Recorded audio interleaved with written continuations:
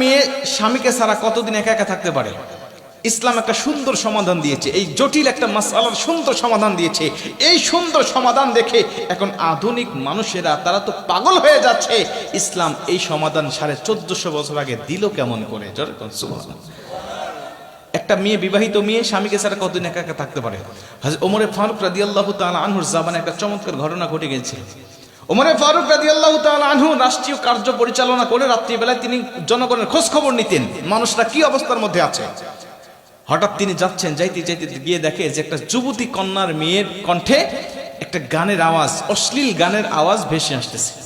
ওমর ফারুক রাদিয়াল্লাহু তাআলা আনহু গানের আওয়াজ শোনার সঙ্গে সঙ্গে জায়গায় খপ করে দাঁড়িয়ে গেলেন। কি ব্যাপার? আমি কোরআন দিয়ে রাষ্ট্র চালাই, আমার রাষ্ট্র কোরআন দিয়ে চলে, আর আমার রাষ্ট্রে প্রকাশ্যে একটা যুবতী মেয়ে গভীর রাত্রিতে গান গাচ্ছে, না ছেড়ে দেওয়া যাবে না। উনি পিছনের দরজা ভেঙে ঘরের মধ্যে উপস্থিত হয়ে গেলেন। মেয়েটা হযরত ওমর ফারুক রাদিয়াল্লাহু তাআলা আনহুকে দেখে তো অবাক যে ওমর আমার ঘরের মধ্যে ঢুকেছে, আর আমি তো কোরআন বিরুদ্ধে গান গাচ্ছি, অতএব এই ওমর আমাকে একা একা ছেড়ে দিবে না। অতএব কোরআনের আমি মেয়ে অবশ্যই ওমর ফারুক রাদিয়াল্লাহু তাআলা আনহুর সঙ্গে কিছু যুক্তি দাঁড় করাতে হবে। ওমর ফারুক বলছে, মেয়ে আমি মদিনার প্রেসিডেন্ট হযরত ওমর ফারুক, আমি কোরআন দিয়ে রাষ্ট্র চালাই, আর আমার রাষ্ট্রে তুমি গভীর রাত্রিতে যৌবনের গান গাচ্ছ, যুবকদেরকে উত্তক্ত করার জন্য। কেন গান গাচ্ছ বলো? মেয়েটি বলছে, ওমর তুমি তো কোরআন দিয়ে রাষ্ট্র চালাও, এটা ঠিক, কিন্তু আমি যে গান গাচ্ছি, এই গান গাওয়া যে হারাম, এটা কোরআনের কোথাও লেখা আছে? ওমর ফারুক বলছে, লেখা নাই মানে? আল্লাহ পরিষ্কার বক্তব্যে কোরআনের মধ্যে গানকে হারাম করেছেন। তিনি বলছে, কোথায় হারাম করেছেন? দলিল দাও, দলিল ছাড়া আমি কথা বলি না। মেয়ে বলছে ওমরের কাছে, কারণ মেয়ে ভালো করে জানে ওমরের সাথে তর্ক করতে হলে কোরআন দিয়েই তর্ক করতে হবে, কোরআন ছাড়া ওমর কোনো কথা শুনবে না। জোরে বল সুবহানাল্লাহ। কোরআনের কোথায় লেখা আছে গান গাওয়া হারাম বলো? মেয়েটির কথা শুনে হযরত ওমর ফারুক বলছে, তুমি কি সূরা লোকমান পড়েছো? সূরা লোকমানের 6 নম্বর আয়াতের মধ্যে আল্লাহ পাক বলেন, ওমিনান নাসি মান ইয়াশতারি লাহওয়াল হাদিস। আল্লাহ পাক শুধু লাহওয়াল হাদিস এই ছোট্ট শব্দ দ্বারা গান গাওয়া, গান শোনা, গান লেখা, গান আবৃত্তি করা সব কিছুকে আল্লাহ চূড়ান্ত হারাম করে দিয়েছে, কবিরা গুনাহ বানিয়ে দিয়েছে। এটা করলেই সেই কবিরা গুনাহের মধ্যে লিপ্ত হয়ে যাবে। যতক্ষণ নাউজুবিল্লাহ। মুসলমান ভাইরা রে আমার, হযরত ওমর ফারুক রাদিয়াল্লাহু তাআলা আনহু বলছেন, আল্লাহ সূরা লোকমানের 6 নম্বর আয়াতে গান গাওয়া চিরন্তন হারাম করে দিয়েছে। তুমি কেন গান গাচ্ছ বলো? হযরত ওমর ফারুক রাদিয়াল্লাহু তাআলা আনহুর দলিল শুনে মেয়েটি বুঝতে পারলেন দলিল তো তার ঠিক আছে, কিন্তু তিনি ডাক দেয়া বলছে, ওমর আমি গান গেয়েছি, অপরাধ করেছি কয়টা? বলে একটা। কিন্তু তুমি ওমর আমার সামনে এই মুহূর্তে দাঁড়িয়ে কুরআনুল কারীমের তিনটা আইন লঙ্ঘন করেছো। জোরে কোন আল্লাহু আকবার। তুমি তিনটা আইন অমান্য করেছো এই মুহূর্তে আমার সামনে দাঁড়িয়ে। আমি একটা অমান্য করেই যদি আমার শাস্তি হয়, তুমি ওমর তোমার কি শাস্তি হওয়া উচিত বলো? ওমর ফারুক তো রেগে গেলেন, কারণ তার রাগ কম না বেশি?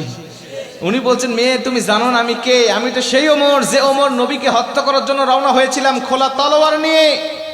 প্রতিমধ্যে এই কুরআনুল কারীমের তেলাওয়াত ছড়ে আমি ওমর থমকে দাঁড়িয়েছিলাম, আমার বোনের কাছে, ভগ্নিপতির কাছে গিয়ে সূরা তাহার তেলাওয়াত শুনে আমার এই শক্ত হৃদয় গলে গিয়ে আমি কালেমা পড়ে মুসলমান হয়ে ওই তলোয়ার নিয়ে এসে নবীর কদমে জমা দিয়েছিলাম, আর বলেছিলাম, নবী যেই তলোয়ার আপনাকে হত্যা করার জন্য নিয়ে এসেছিলাম, ওই তলোয়ার আপনার কদমে জমা দিয়ে গেলাম। আজকের থেকে যেই ব্যক্তি আপনার বিরুদ্ধে কথা বলবে, আপনার বিরুদ্ধে অবস্থান নিবে, ওই ব্যক্তিকেই আমি তলোয়ার দিয়ে গর্দানটাকে নামিয়ে দেবো। জোরে কোন সুবহানাল্লাহ। মেয়ে শোনো, ওই দিন নবীর হাতে হাত থেকে কালেমা পড়ে মুসলমান হয়েছি, যেদিন থেকে আজ পর্যন্ত কোরআনের একটা নিয়ম, 3টা নিয়ম তো দূরের কথা, একটা নক্তারও অমান্য আমি ওমর করি নাই। জোরে কোন সুবহানাল্লাহ। তুমি আমাকে বলছো আমি তিনটা আইন অমান্য করেছি?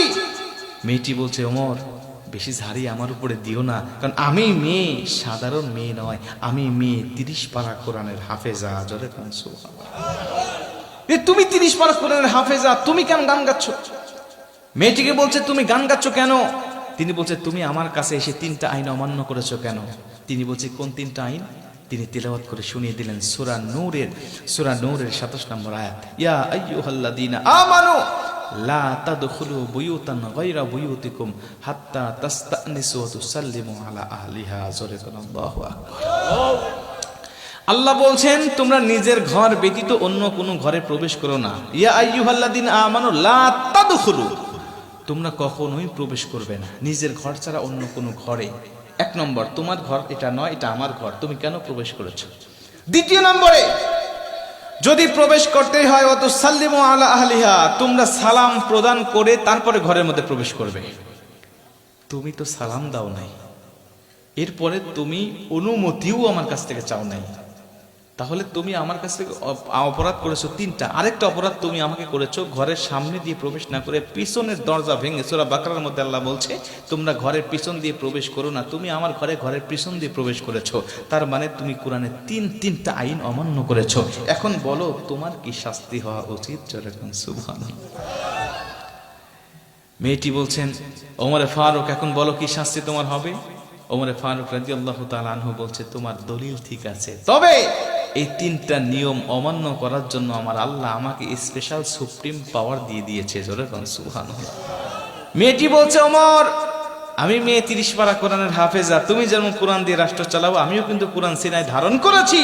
অতএব তোমাকে আল্লাহ স্পেশাল পাওয়ার দিল কোরআনের আয়াত অমান্য করার জন্য। মুখের কথা বললে চলবে না, কোরআনের আয়াত দিয়ে আমাকে বোঝাতে হবে কেমনে তোমাকে এই তিনটা আইন অমান্য লঙ্ঘন করার জন্য আল্লাহ তোমাকে পাওয়ার দিয়েছে। জোরে করে সুবহানাল্লাহ। মুসলমান ভাইরানে আমার, ওমরে ফারুক রাদিয়াল্লাহু তাআলা আনহু সঙ্গে সঙ্গে সূরা হজের 41 নম্বর আয়াতটা তেলাওয়াত করলেন।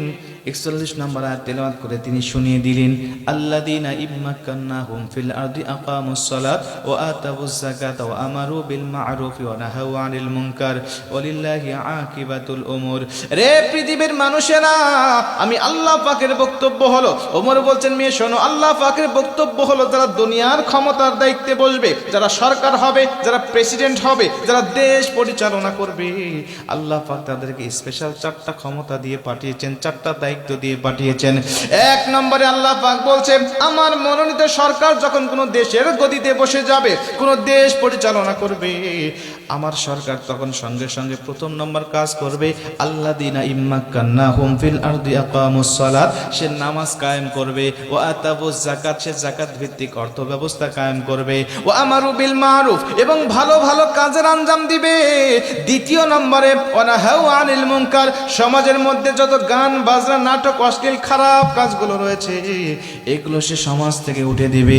এই আয়াতের ব্যাখ্যায় মুফাসসিররা বলেন ওই গান বাজনা, ওই খারাপ অশ্লীল কাজগুলোকে উঠিয়ে দেওয়ার জন্য যত রকম পদ্ধতি অবলম্বন করার দরকার সব পদ্ধতি সে অবলম্বন করবে।